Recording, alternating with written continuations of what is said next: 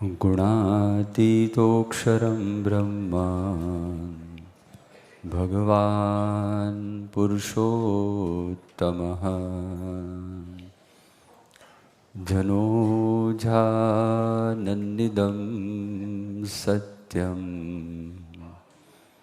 મુચ્યતે ભવબંધનાत्. શ્રી સ્વામિનારાયણ ભગવાનની જય. અક્ષર પુરુષોત્તમ મહારાજની જય. ગુણાતીતાનંદ સ્વામી મહારાજની જય. ભગતજી મહારાજની જય. શાસ્ત્રીજી મહારાજની જય. યોગીજી મહારાજની જય. પ્રમુખ સ્વામી મહારાજની જય. ગઈકાલે ભગવાનના સ્વરૂપમાં અખંડ વૃત્તિ રાખવાની જે શ્રીજી મહારાજે વાતો કરી છે વચનામૃતમાં, એના પર આપણે કેટલીક વાતો સાંભળી. કારણીના 7ના વચનામૃતની અંદર કાશીદાસ મોટા બોચાસણના મુખ્ય હરિભક્ત શ્રીજી મહારાજના વખતમાં એમણે શ્રીજી મહારાજને આવો પ્રશ્ન પૂછ્યો કે મહારાજ, કે જે ત્યાગી છે, સાધુ છે, એણે તો સંસારનો ત્યાગ કર્યો છે અને નિવૃત્તિ માર્ગ છે એને અનુસર્યા છે, એટલે એ બધા તો ભગવાનના સ્વરૂપમાં અખંડ વૃત્તિ રાખે છે. તો ત્યાગીની જેમ ગ્રહસ્થ એ કેવી રીતે સમજે તો ભગવાનના સ્વરૂપમાં અખંડ વૃત્તિ રહે. ગ્રહસ્થ છે એને ઘણી બધી જવાબદારીઓ છે અને જે ગ્રહસ્થ છે ઘણી બધી વિટંબણાઓ છે. કેટલીક વિટંબણાની વાતો ગઈકાલે કરેલી. ગ્રહસ્થ હોય એમાંથી કેટલીક બધી સંતોને પણ વિટંબણા આવતી હોય છે. શરીરમાં રોગ લાગુ પડી જાય, શરીરમાં દુઃખ હોય, કષ્ટ હોય, કાં તો કોઈ અકસ્માત થાય, કાં તો મૃત્યુનો પ્રસંગ આવી જાય, મિત્ર હોય અથવા સગાવાલા કંઈક દગો આપે, પોતાનો સ્વભાવ એવો વિચિત્ર હોય, ક્રોધી સ્વભાવ હોય, એને લીધે ઉદ્ધતાએ આવે, ફિઝિકલ ફાઇટ્સ પણ થઈ જાય. થોડાક સમયની અંદર વધારે પૈસા કમાવાની ઈચ્છા હોય તો માણસ જુગાર ઉપર ચડી જાય, સ્ટોકની અંદર ઇન્વેસ્ટ કરી નાખે અને પોતાના બધા જ પૈસા છે એ પૈસા જતા રહે. ઘણી વખત એવું બને પડોશી અડચણ કરે. અહીંયા પડોશીનો પ્રશ્ન નથી, દેશમાં પ્રશ્ન આવે આ તો પડોશી કોઈ પૂછે નહીં કોણ આવ્યું કોણ ગયું. પણ રેસિઝમનો પ્રશ્ન છે, સરકારની બેપરવાહી હોય એવા થોડાક પ્રસંગો અહીંયા આગળ સાંભળ્યા. ઘરમાં બધાને ગ્રીન કાર્ડ મળી ગયેલું હોય પણ એક વ્યક્તિને 10 વર્ષ 15 વર્ષ ગ્રીન કાર્ડ મળતું જ ના હોય. છોકરાઓને મળી ગયું હોય, બધાને મળ્યું હોય, મૂળ વ્યક્તિને ગ્રીન કાર્ડ મળ્યું ના હોય. સરકારની કંઈક બેપરવાહી હોય. એટલે અનેક પ્રકારે જો વિચાર કરીએ કે માણસના જીવનમાં જાત જાતની બધી વિટંબણાઓ છે, વિટંબણા આવતી હોય છે. કદાચ આ માયલી કોઈ વિટંબણા ના હોય પણ માણસને અધૂરપ જે મનની અંદર રહે છે એ પણ એક પ્રકારની સટલ, એક પ્રકારની સૂક્ષ્મ વિટંબણા છે. કોઈ ભિખારી હોય, આપણે કહીએ કે આ માણસ ભિખારી છે, ભિક્ષુક છે. આપણે શા માટે એમ કહીએ છીએ કે માણસ ભિક્ષુક છે? કારણ કે કંઈક માગે છે.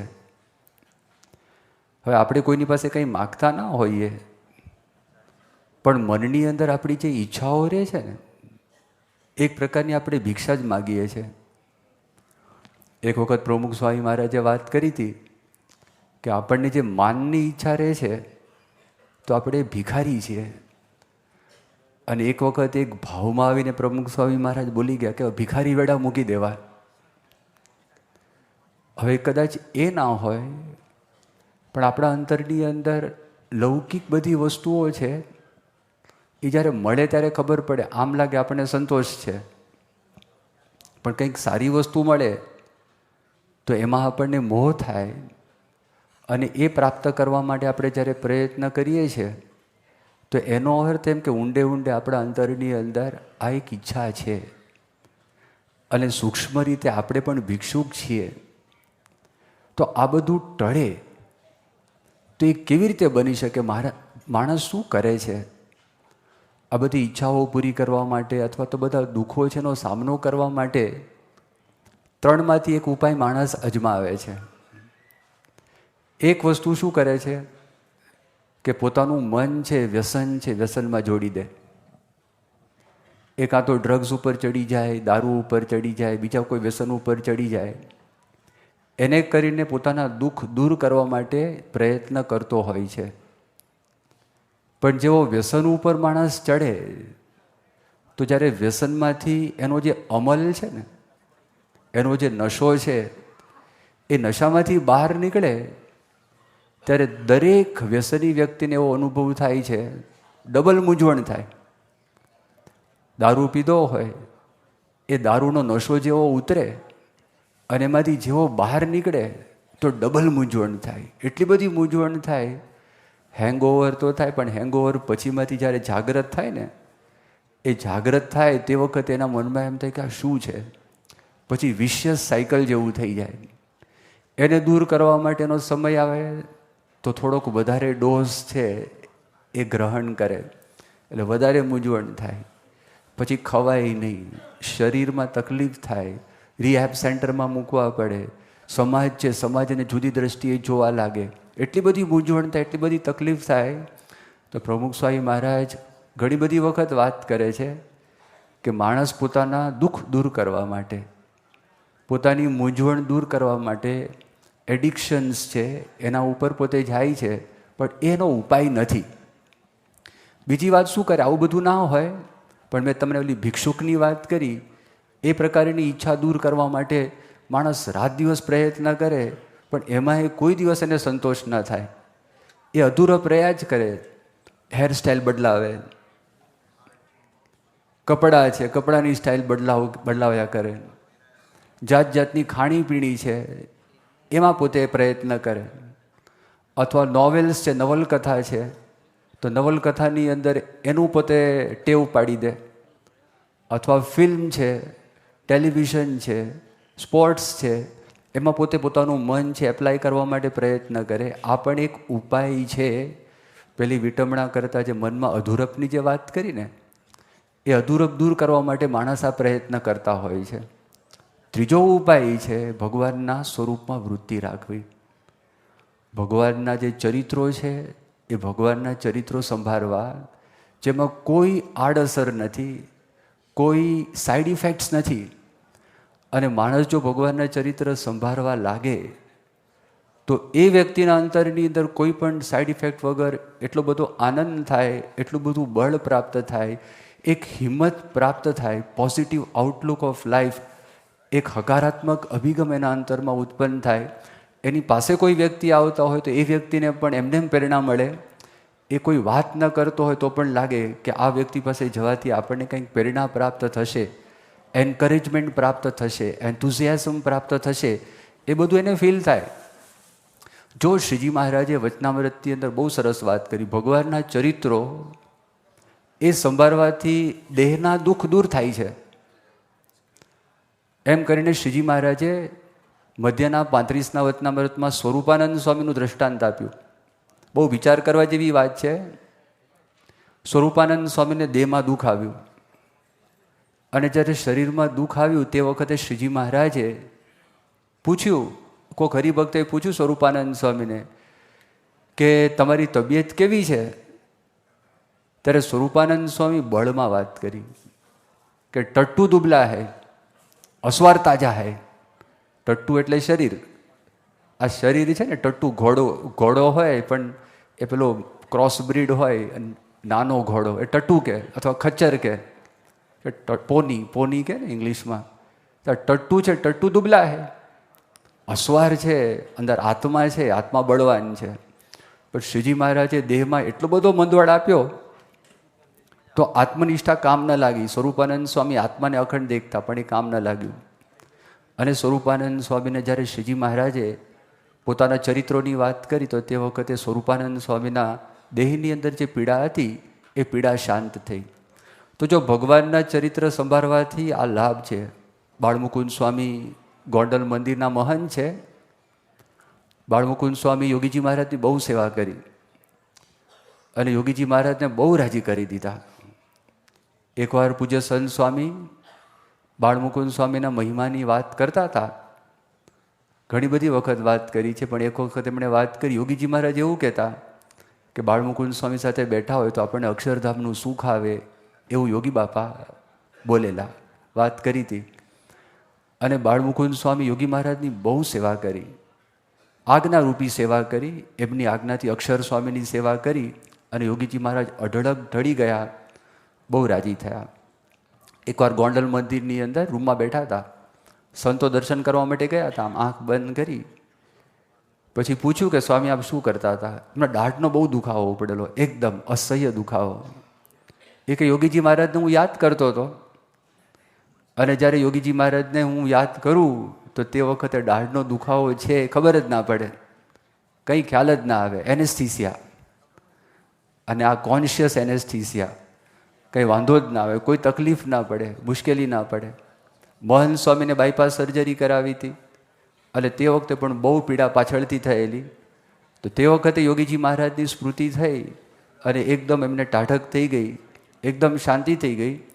એટલે જો ભગવાનના ચરિત્ર જ્યારે માણસ સંભાળવા લાગે તે વખતે શરીરના દુઃખ છે ને એ શાંત થઈ જાય. પણ આપણે એકાગ્ર થવું પડે. એકાગ્ર એટલે જેમ છોકરાઓ છે એ ફૂટબોલની મેચ જોતા હોય પછી બધું ભૂલી જાય, અને એ વખતે આપણે પણ જો એવી રીતે સ્મૃતિ કરીએ, ભગવાનને સંતને સંભાળીએ તો આપણા દેહની પીડા છે એ પીડા શાંત થાય. એવી વાત શ્રીજી મહારાજ ગરડા મધ્યના 35ના વચનામૃતમાં કરે છે. બીજું વચનામૃત છે મનની પીડા શાંત થાય છે. પ્રથમનું 22મું વચનામૃત છે. એ 22ના વચનામૃતમાં શ્રીજી મહારાજે વાત કરી કે આપણે જે ક્રિયા કરવી પણ ભગવાનની મૂર્તિની સ્મૃતિ એ સહિત કરવી. જો આપણે એમ કરીએ તો આપણા મનની અંદર શાંતિ થાય. એમ કહીને શ્રીજી મહારાજ ત્યાં તો એક પ્રસંગ ઉપસ્થિત કરે. સંતો હતા તો સંતો ભગવાનની કથા શરૂ થાય પહેલાં ભજન ગાતા હતા. તબલા હોય, સતાર હોય, સાધન હોય, નારાયણ ધૂન કરતા હતા. હમણાં જેમ આપણે ધૂનની શરૂઆત કરીને બાપા આવશે તે વખતે ભજનો આપણે સાંભળીશું. તો સંતો રોજના ક્રમ પ્રમાણે ભજન ગાતા હતા. એ નિમિત્ત ઊભું કરીને શ્રીજી મહારાજે વાત કરી કે તમે જ્યારે ધૂન કરતા હો પણ જો ભગવાનની સ્મૃતિ ના રહે, અથવા તમે ગાતા હો તે વખતે જો ભગવાનની સ્મૃતિ ના રહે તો એ ગાયું ન ગાયા જેવું છે. પછી શ્રીજી મહારાજ એનું ફળ બતાવે છે કે આ સંસારની અંદર ઘણા બધા લોકો ગાય છે અને ભજનો જ ગાતા હોય તો પણ એના મનમાં શાંતિ થતી નથી. પણ ભગવાનને સંભાળીને જ્યારે ગાય ત્યારે મનમાં શાંતિ થાય, મનની પીડા શાંત થાય તો દેહની પીડા પણ શાંત થાય છે અને મનની જે પીડા છે મનની પીડા પણ શાંત થાય છે. હવે ત્રીજી વાત શ્રીજી મહારાજે વાત કરી, મધ્યનું 63મું વચનામૃત છે અને ગરડા પ્રથમનું 3જું વચનામૃત છે. અંત સમય શું થાય? તો અંત સમયની વાત કરી તો એમાં મધ્યના 63ના વચનામૃતમાં વાત કરે છે અંત સમય છે ને એ એકદમ બહુ મૂંઝવણ ભરેલો સમય છે. આદિ વ્યાધિ ઉપાધિ માણસના મનમાં તે વખતે બહુ આવી જાય. તો તે વખતે એને ભગવાન કે સંતના દર્શન થાય છે. એને ભક્તિ કરી હોય, ભગવાનને સંત દયાળુ છે, ભગવાનને સંત આવે છે, એ આપણા દોષની સામું જોતા નથી, આપણી નિષ્ઠાની સામું જોયે છે, આપણી ભક્તિની સામું જોયે છે. અને ભગવાનને સંત તે વખતે a friend in need is a friend in deed. આ એવા મિત્ર છે આપણને આમ ખબર ના પડે પણ જ્યારે આવી આપત્તિનો સમય આવે, મુશ્કેલીનો સમય આવે તે વખતે ભગવાનને સંત હાજર થઈ જતા હોય છે. અને આ સંત તો એવા છે કે માણસનું મૃત્યુ થાય એ તો ભગવાનના ધામમાં જઈને જીવ બેઠો છે કારણ કે એમનો યોગ થયો છે. પણ જે સગાવાલા છે, આ લોક છે, એ લોકોના મનની અંદર પણ રાહત થાય એના માટે એ પોતે કેટલું બધું કરે છે.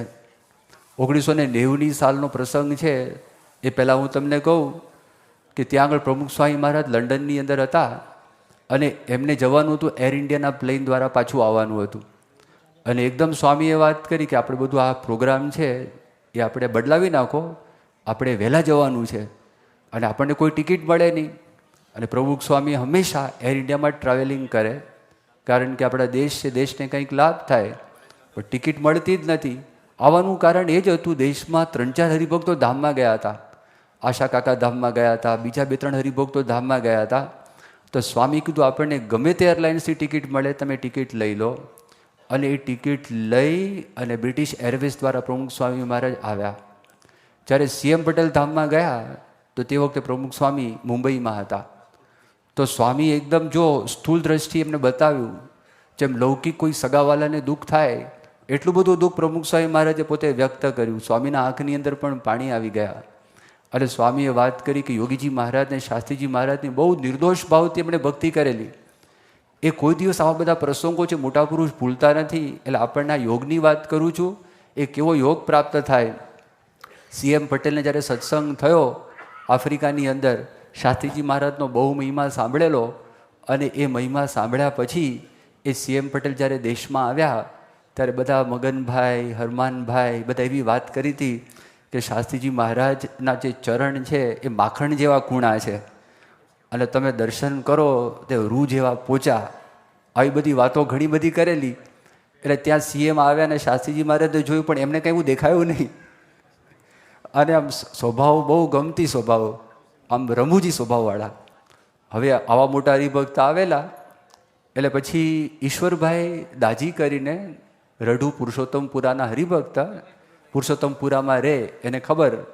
એટલે એમણે વ્યવસ્થા કરી આ જમવામાં ગડબડ થશે અને ત્યાંથી આવ્યા છે માટે આપણે એક કામ કરીએ. તે વખતે બધા ચોકાઓ અલગ હતા. બ્રાહ્મણ છે તો એ ત્યાં આગળ અંદર ચોકામાં જમે, બીજા બધા હોય એ બીજા સ્થાનની અંદર જમે. પણ એમને થયું આ જનરલમાં મોકલીશ ને ગડબડ થશે.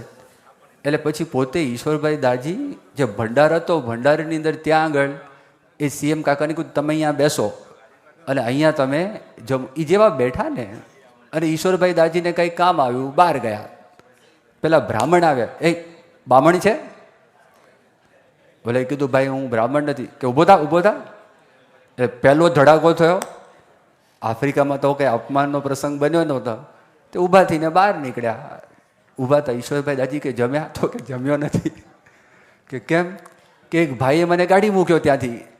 ચાલો પાછા આવીને બેઠા. એને પછી કામ હતું, પાછા બહાર ગયા. તે પહેલાં ફરી વખત એક વખત કીધું, ભાન પડતી નથી કે માણસ છો કે કોણ છો? એટલે પેલા એકદમ પાછા ઊભા થઈને બહાર નીકળ્યા. એ બહાર નીકળીને આવ્યા, ફરી વખત દાજી મળ્યા. ઈશ્વરભાઈ કે શું થયું? એ કે ખબર નહીં કોણ છે આ. પછી આનો પિત્તો ગયો ઈશ્વરભાઈનો. પછી પહેલા આવ્યા, કોણ છે? પહેલાં એ કીધું અને પછી જે ગાળ આપી જોરથી. ઈશ્વરભાઈ ત્યાંના પટેલ પાટીદાર, એ જ ગાળ દીધી. બરોબર, ભાન પડતી નથી, ખબર પડતી નથી. શું નડે તને? એ શું આબડછેડ થાય છે? એ ખૂણામાં ત્યાં આગળ બેઠો છે અને વાત થઈ. CM ને આ પહેલો અનુભવ થયો. જો સત્સંગની અંદર આપણે આવીએ ને એટલે આ બધા કાર્યક્રમ પ્રોગ્રામ શરૂ થાય ભ્રમરૂપ થવાના. બહાર હોય તો આપણને વાંધો ના આવે, પણ આ કાર્યક્રમ શરૂ થાય અને દિવ્ય ભાવ, નિર્દોષ ભાવનું વર્ણન કર્યું. પ્રભુ સ્વામી વાત કરી, CM કાકાએ પોતે જ વાત કરી હતી. યોગીજી મહારાજ છે ને જાંબુ ખાય તે ઠળિયાને આપે. જાંબુ પ્રસાદમાં આપે તો બરોબર છે, ઠળિયા તો એઠા મોઢામાંથી કાઢ્યા હોય અને આપે તો 2-3 ઠળિયા આપ્યા. પણ એ જોઈ જ રહ્યા. એના મનની અંદર શંકા પડી નહીં, એમના મનમાં થયું નહીં. એ બાપા વાત કરે કે CM ને બધા બાપા સાથે હેત, સંતો સાથે પ્રેમ, હરિભક્તો સાથે પ્રેમ, એટલા બધા આ સત્સંગની અંદર પોતે એકરસ થઈ ગયા હતા.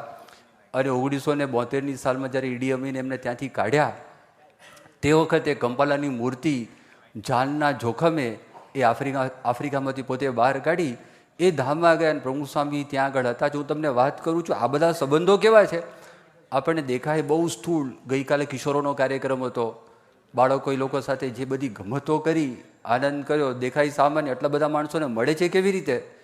પણ એમનું એક બિરુદ છે કે જે સંગ સ્નેહ કરો તેને નવ વિસરો, ભક્ત વત્સલ તમે અધિક રસિયા, બિરુદ પોતા તણું સત્ય કરવા તમે મહારે મંદિરે નાથ વસ્યા. જે સંગ સ્નેહ કરો તેને નવ વિસરો, જેની સાથે તમે હેત કરો છો તેને તમે કોઈ દિવસ વિસારતા નથી. આ તમારું બિરુદ છે. તો ધામમાં ગયા પછી હું તમને વાત કરતો હતો, એ ત્યાં આગળ વિવેકસાગર સ્વામી બધા સંતો બેઠા હતા અને બાપાએ કીધું આપણે લંડન જવું છે, આપણે લંડન જવું છે. તો લંડન પછી વાત કરી કે અત્યારે બાપા લંડન જાય ત્યાં આગળ એના કરતાં CM પટેલની જો બોડી છે અહીંયા આગળ આવે, એ બરોડા રહેતા હતા, તો બધા અહીંથી બધા માણસો ત્યાં ક્યાં જવાના હતા. પછી છેવટે એવું નક્કી કર્યું અને બાપા ત્યાં આગળ આવ્યા આટલાદરાની અંદર. પણ સ્વામીએ દરેક મંદિરના કોઠારીને કાગળ લખ્યો કે બધા કોઠારીઓએ આવવાનું છે. દરેક બીજા વડીલ સંતોને કાગળ લખ્યો કે તમારે આવવાનું છે. અને રાજેશ્વર સ્વામી ઉપર લગભગ 10 પાનાનો પત્ર લખ્યો, કેવી રીતે વ્યવસ્થા કરવી, શું વ્યવસ્થા કરવી, કેમ વ્યવસ્થા કરવી, આ બધું પ્રમુખ સ્વામી મહારાજે કર્યું. અને ત્યાં આગળ જેવા દાખલ થયા લંડનના એમના બધા સગાવાલા દરવાજામાંથી દાખલ થયા અને ચોકમાં મળ્યા ઠાકોરભાઈને બધા. અને જેવા પ્રમુખ સ્વામી અંદર બેઠા હતા રૂમની અંદર, સ્વામીએ વાત કરી હતી, બેઠા હતા પલંગમાં જ કે જેવા બધા આવે તો મને વાત કરજો. અને જેવા એ લોકો આવ્યા અને સ્વામી તરત બહાર નીકળ્યા, સામે એમને મળવા માટે ગયા. આમ તો ખબર છે આ બહુ મોટા હરિભક્ત હતા, આ દેહ છતાં ધામમાં હતા, અને દેહ પડ્યા પછી એ પણ ધામમાં જ બેઠા, બીજો કોઈ પ્રશ્ન નથી. પણ હરિભક્તોના આંખમાં પાણી આવ્યા તો પ્રમુખ સ્વામી મહારાજના આંખમાં પણ તરત પાણી આવ્યા. આશ્વાસન આપી દીધું. સ્વામી ઉતારાની વ્યવસ્થા, જમવાની વ્યવસ્થા, એના સામાનની વ્યવસ્થા, CM પટેલની જે પાલખી બનાવવાની છે તો પાલખીની વ્યવસ્થા એમાં પણ કેવી રીતે કરવું, બાપા જોવા માટે ગયા. કીધું આ હેન્ડલ છે મોટું છે, હેન્ડલ થોડુંક નાનું કરી નાખો. એ બધી જ પ્રકારની વ્યવસ્થા એમણે ત્યાં આગળ કરી. અને સભા મંડપની અંદર પહેલાં એમને જે સ્નાન કરાવવાનું હતું એ સ્નાન વિધિની અંદર માથા ઉપર ટોપી બાપાને, બેઉ ધોતિયું ઊંચું કરીને સ્વામી કેડ ઉપર મૂકેલું. અને બાજુની અંદર પોતાનો કોઈક મિત્ર હોય, સ્વામી થ્રુઆઉટ ઊભા રહ્યા. જેટલા સંતો એમણે સ્નાન કરાવવા માટે આવ્યા ત્યાં સુધી સ્વામી બાજુમાં જ ઊભા હતા. હરિભક્તો દર્શન કરવા માટે આવ્યા બાજુમાં ઊભા હતા. સભાની અંદર શણગારીને બોડીને લાવ્યા. અને એ તો ઠીક છે, સંતો હરિભક્તો કોઠારીઓને તો બોલાવેલા હતા, પણ એની સાથે સાથે બીજા બધા બહારના મોટા હરિભક્તો હતા, ગુણભાવી હતા, એમને પણ કહેલું. જેમ કે વર્મા સાહેબ હતા, IAS ઓફિસર, તો એમને પણ સ્વામીએ વાત કરી કે તમે પણ ત્યાં આગળ આવજો, અહીંયા ધૂન બોલાય. બાપા બાજુમાં બેઠા. કોઈ જીવતા માણસ સાથે વાત કરતા હોય ને પ્રમુખ સ્વામી એવી રીતે વાત કરે, કેમ CM શું છે, આપણને લાગે આ શું વાત કરે છે, આમાં તો છે નહીં પ્રાણ. જીવતા વ્યક્તિ સાથે વાત કરીને એવી રીતે પ્રમુખ સ્વામી વાત કરતા હતા. એ બતાવ્યું શું કે આપણને બતાવે છે, ખ્યાલ છે કે આ પુરુષ છે, આપણે એમને યાદ કરે છે એના કરતાં 1000 વખત આપણને યાદ કરે છે. અને મહંત સ્વામી આનું બહુ સરસ એક્સપ્લેનેશન આપેલું કે 1000 વખત યાદ કરે, આપણે 1000 હરિભક્તો હોય, 1000 હરિભક્તો પ્રમુખ સ્વામીને યાદ કરે અને એ આપણને 1000 વખત યાદ કરે તો સમય તો 24 કલાકનો છે, તે ક્યારે યાદ કરતા હશે? પણ યાદીમાં તફાવત છે. એ આપણને યાદ કરે એટલું એ ઇન્ટેન્સ હોય, એટલું બધું પ્રફાઉન્ડ હોય, એટલું બધું ડીપ હોય કે એક વખત આપણી સમુદ્રષ્ટિ કરે તો આપણને એમ લાગે કે 1000 વખત મારી સમુદ્રષ્ટિ કરી. તો હું તમને આજે વાત કરતો હતો કે આ પુરુષના જે ચરિત્રનો આપણે વિચાર કરીએ તો આપણા અંતરની અંદર દેહના દુઃખ શમે, આપણા મન છે એ મનના દુઃખ શમે. પછી અંત સમય આપણને દર્શન દેવા માટે પોતે આવે અને તે વખતે પણ કેવી પ્રાપ્તિ કરાવે. પ્રથમનું 3જું વચનામૃત, પ્રથમના 3જા વચનામૃતમાં વાત કરી અને એ વચનામૃતમાં એવું કહ્યું કે જો આપણને અંત સમય ભગવાનના ચરિત્ર અથવા ભગવાનની મૂર્તિ આપણને યાદ આવી જાય તો આ જીવ છે એ બધા પાપ થકી મુક્ત થઈ અને પોતે ભગવાનના ધામની અંદર એની પ્રાપ્તિ થાય છે. એટલી મોટી એને પ્રાપ્તિ થઈ જાય છે. અને પ્રથમના પહેલા વચનામૃતમાં તો મહારાજે કીધું એ જે ચિંતવે એ પ્રાપ્ત થાય. ભગવાનના સ્વરૂપમાં જો અખંડ વૃત્તિ રહે તો જે ચિંતવે એ પ્રાપ્ત થાય. એને જીવ ઈશ્વર માયા બ્રહ્મ પરબ્રહ્મના સ્વરૂપ જોવાની ઈચ્છા થાય, દેખાઈ જાય. એને જે ધામ જોવાની ઈચ્છા થાય એ દેખાઈ જાય.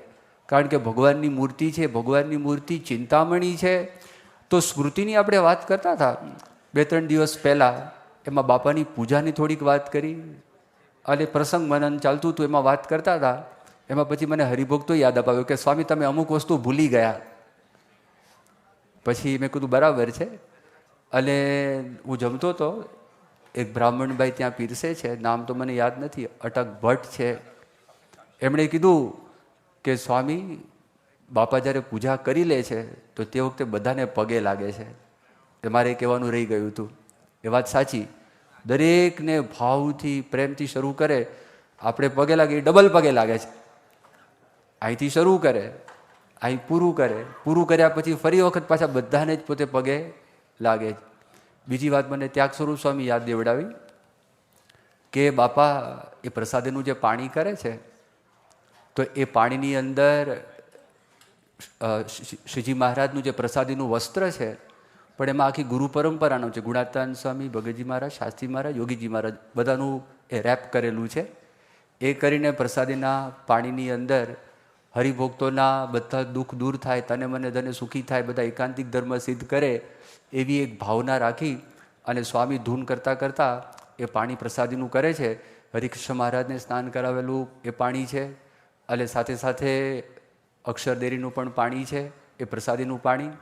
શ્રીજી મહારાજનો જે મણકો છે એ પણ અંદર બોળે છે અને શ્રીજી મહારાજને ગુણાતાન સ્વામીના અસ્થિ છે એને રેપ કરેલા છે, બંધ કરેલા છે, એ પણ અંદર બોળે છે.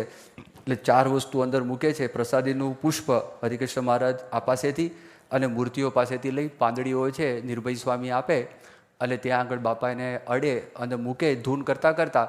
અને પ્રસાદીનો જે મણકો છે એ સ્વામી લગભગ 6 વખત પોતાના આંખને અડાડે છે અને છેલ્લી વખત પોતે ઘસી કરી અને પછી પોતે સાફ કરે છે. એટલે બધું મને યાદ કરાવેલું. એ વાત સાચી છે. એટલે આ બધા ચરિત્રો છે, એ ચરિત્રો આપણે યાદ રાખીએ. બીજી ભગવાનના જે સ્મૃતિની જે વાત થઈ ને, એક સ્મૃતિની બીજી પણ રીત છે. આમ તો ઘણી બધી રીતે આપણે કરી શકાય, પણ આપણે વિટમણાની વાત કરતા હતા તો એના અનુસંધાનની અંદર જ આ જે સ્મૃતિની વાત છે એ વાત થોડી કરું કે જ્યારે આપણને આવી વિટમણા આવે તો તે વખતે ભગવાનને ભગવાનના સંતના વચન એ આપણે યાદ કરીએ ને, એ પણ એક સ્મૃતિ છે. હવે આપણને કેવી રીતે યાદ કરીએ? જેમ કે પ્રમુખ સ્વામી ઘણી બધી વખત વાત કરે છે. સ્વામી કહે છે કે સુખી રહેવું હોય ને તો આપણા કરતાં જે દુઃખી હોય ને એનો વિચાર કરો, તો આપણા જીવનમાં જે દુઃખ છે દુઃખ દૂર થઈ જાય. આપણા કરતાં જે સુખી હોય એનો આપણે વિચાર કરવા માટે જઈએ તો પછી આપણને દુઃખ કોઈ દિવસ મટે નહીં. આપણને દુઃખ આવે તો પ્રમુખ સ્વામી વાત કરે, દેવકીજીની વાત કરે છે. કૃષ્ણ ભગવાનના માતુશ્રી હતા અને દેવકીજી પોતે એમના જીવનમાં કેટલું દુઃખ આવ્યું. ભગવાનના માં, ભગવાનનો જન્મ થયો જેલની અંદર અને જેલમાં જન્મ થયો બરોબર.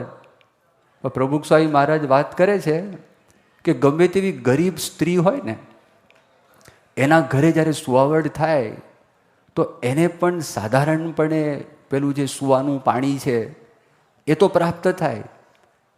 તો દેવકીજીને એ પણ મળેલું નહીં. અને સૌથી વધારે દુઃખ તમે જુઓ કે એના નજર સામે એનું સંતાન, એનો સગો ભાઈ એને મારી નાખે. હજી જન્મ થયો હોય, મા બાપનો વિચાર કરો, પુત્ર પ્રાપ્તિ માટે, સંતાન પ્રાપ્તિ માટે પોતે પ્રયત્ન કરતા હોય અને જ્યારે સંતાન પ્રાપ્ત થાય એમાં એને એટલું બધું સ્નેહ થાય છે, એટલો બધો પ્રેમ થાય છે અને બાળક એટલો બધો માસૂમ હોય અને માં હોય ને એના હૃદયની અંદર વાત્સલ્ય છે, એના હૃદયમાં પ્રેમ છે. એ બહુ જતન કરે છે એના બાળકનું, એનું એને ચિંતવન થાય છે. જન્મ એનો થયો અને જન્મની સાથે જ પોતાના બાળકને પથ્થર ઉપર પછાડી અને કંસ મારી નાખે છે. તો એક બાળકને માર્યા, બીજાને, ત્રીજાને, ચોથાને, પાંચમાને, છઠ્ઠાને, 6 જુએ છે. એ કેટલું દુઃખ કહેવાય. બીજી પણ વાત કરે છે કે જ્યાં સુધી આ પૃથ્વી ઉપર કૃષ્ણ ભગવાન હતા, દેવકીના આંસુ સુકાયા નહોતા. આ બધી વાતો શ્રીજી મહારાજે મુક્તાનંદ સ્વામીને કરેલી અને ગુણાતીતાનંદ સ્વામીએ જાગા ભગતને આ વાત કરી હતી કે આ સંસાર આ પ્રકારનો છે. એનો જો આપણે વિચાર કરીએ, એની સરખામણીની અંદર આપણા કોઈ દુઃખ નથી. આપણને ખાવા મળે છે, આપણને કપડાં છે, આપણું ઘર છે, આપણી બીજી બધી વ્યવસ્થા છે. તો આ જો આપણે વિચાર કરીએ તો આપણા જીવનની અંદર જે દુઃખ છે ને, આ સમજણની વાત આવી, આ પણ એક પ્રકારની સ્મૃતિ છે. તો એનાથી આપણું દુઃખ દૂર થાય. બીજી પણ વાત કરે છે, મોટા પુરુષના જીવનમાંથી આપણને દેખાય છે, આત્માનો વિચાર કરીએ એ પણ એક સ્મૃતિ છે.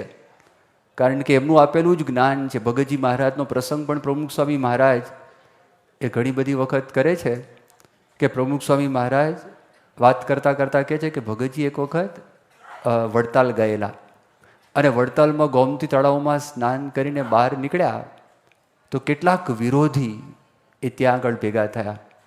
ભગતજી મહારાજ સાથે બધા નારના પટેલો હતા. નારના પટેલો બહુ ખારા, એટલે બોલવાની અંદર છે ને બહુ શૂરવીર, કોઈની તાકાત નહીં કાંઈ બોલી શકે. એ બધા ભગતજી મહારાજની સાથે હતા. અને ભગતજી મહારાજના શિષ્યો એ કોઈનું વચન સહન ના કરી શકે. એને કોઈક આંગળી ચીંધે તોય બોલે, એક શબ્દ બોલ્યા તોય સામા થાય. આ તો એમના ગુરુ ભગતજી મહારાજ. તો ભગતજી મહારાજનું અપમાન કરવા લાગ્યા કે આ તો દરજી છે ને ચિત્રાફાડ છે ને વવાયું છે, આવું છે, તેવું છે, એટલા બધા શબ્દો બોલ્યા. ભગતજી મહારાજ શાંતિથી સાંભળતા હતા. અને શાંતિથી સાંભળ્યા પછી એ ભગતજી મહારાજ પોતે એવું બોલ્યા કે હજી કંઈ કહેવું છે? શું કહેવું, તારું મોઢું નથી જોવું, જા અહીંથી નીકળી જા. આ બધી ભગતજી મહારાજને વાતો કરી બહુ શાંતિથી, કશું જ નહીં, કાંઈ કરતા કાંઈ જ નહીં. તો ભગતજી મહારાજ પોતે એવું કહેતા કે ગુણાતીતાનંદ સ્વામીએ મારું બખ્તર એ એવું ઘડ્યું છે કે કોઈ ટોચો ના લાગે. તમારી ફોર્ટ્રેસ સ્ટ્રોંગ હોય, ગમે તેટલા તોપના ધડાકા ને ભડાકા થાય, કશું ના થાય. એટમ બોમ્બ ફૂટે એવા પ્રકારના બંકર્સ, આ બધા જેની પાસે બધી એટમ બોમ્બ્સ છે એવા બંકર્સ તૈયાર કર્યા છે ને કશું થાય નહીં. જ્યારે 9/11નો પ્રસંગ અહીંયા આગળ થયો તો તે વખતે પ્રેસિડેન્ટ બુશને ભગાડ્યા અને ભગાડીને ક્યાં મૂક્યા એ કોઈને ખબર નથી. શ્રી સ્વામિનારાયણ ભગવાનની જય, અક્ષર પુરુષોત્તમ મહારાજની જય, ગુણાતીતાનંદ સ્વામી મહારાજની જય, પ્રમુખ સ્વામી મહારાજની જય, BAPS શતાબ્દી મહોત્સવની જય.